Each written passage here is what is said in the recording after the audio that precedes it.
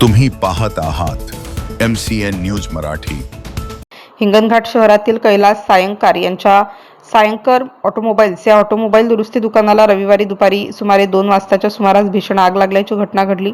आगीने काही वेळातच रौद्र रूप धारण केल्यामुळे दुकानातील साहित्य व वाहन दुरुस्तीचे साहित्य जळून खाक झाले असून लाखो रुपयांचे नुकसान झाल्याची प्राथमिक माहिती समोर येत आहे। घटनेदरम्यान 112 चे पेट्रोलिंग पथक शहरात गस्त घालत असताना ही आग त्यांच्या निदर्शनास आली।